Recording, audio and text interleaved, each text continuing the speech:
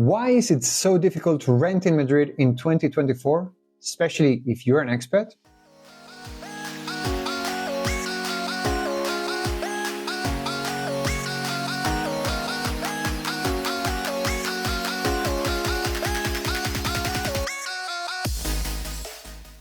Madrid, vibrant, bustling, and impossible to find a flat in.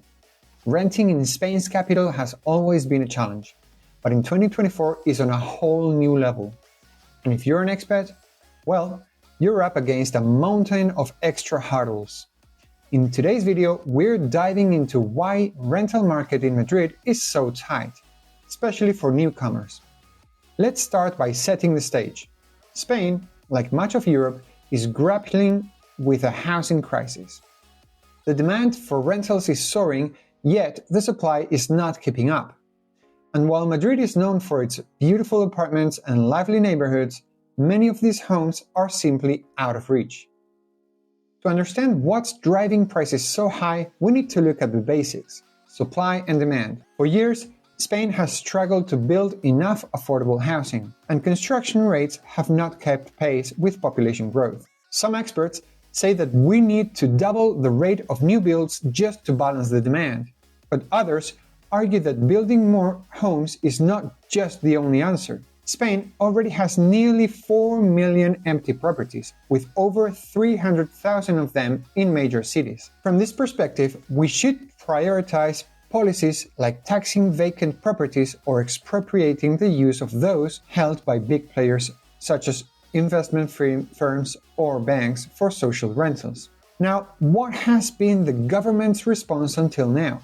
It has tried rent caps and other protective measures aiming to making houses more affordable. But that stirred controversy. Some say that it drives landlords away from renting altogether, worsening the shortage. Others argue that government has not done nearly enough and that bold steps are needed. This rental squeeze is not just an economic issue, it's changing the social fabric. A whole generation of young people can't afford to leave home, and renting a flat is now a luxury. The divide is widening between those who can afford to buy or invest in properties and those who are perpetually stuck renting, with housing eating up most of their income. Madrid's appeal as a tourist hub adds another layer of complexity. With so many properties being used as short-term rentals, especially in popular neighborhoods, locals and long-term renters are getting priced out. So that's the big picture. But what if you're an expat trying to find a place to call home in Madrid? If you're moving to Madrid as an expat, you're in for a few extra challenges. Let's break down the main ones. First, with the rental market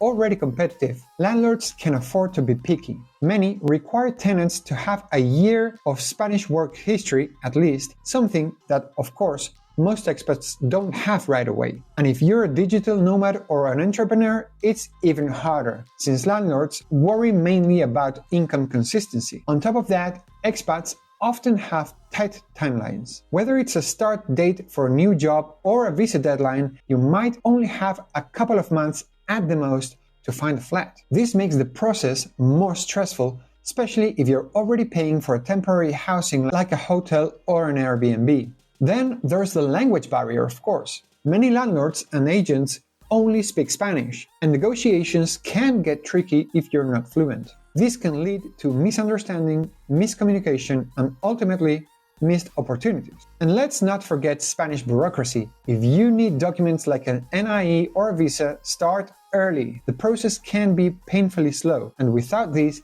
renting can feel next to impossible. Then, what's an expat to do in this crazy market? So here's the bottom line. Right now, it's actually a better time to buy than to rent. If you're moving to Madrid and you can't afford to buy a property, that's definitely worth considering. And of course, I can help you with that process. But if buying is not an option for you, then having a relocation agent is not just helpful, it's essential. I can be your face and voice in the Madrid rental market, helping you navigate these challenges, connect with landlords, and ultimately secure the flat you want. And if you're moving here for a job, it's worth asking your new employer if they'll cover relocation costs, or even get in touch with me directly to set everything up before you even land in Madrid. So to sum up, Madrid is an amazing place to live, and while the rental market is tough, it's not impossible. With a bit of help, you can absolutely make it work. So don't hesitate to reach out any way you want. You can give me a call, send me a text, or fill out the form in my website livinginmadridspain.com. And of course, stay tuned for more tips on making your move to Madrid as smooth as possible. If you have not done yet, subscribe to the channel and don't forget to ring the bell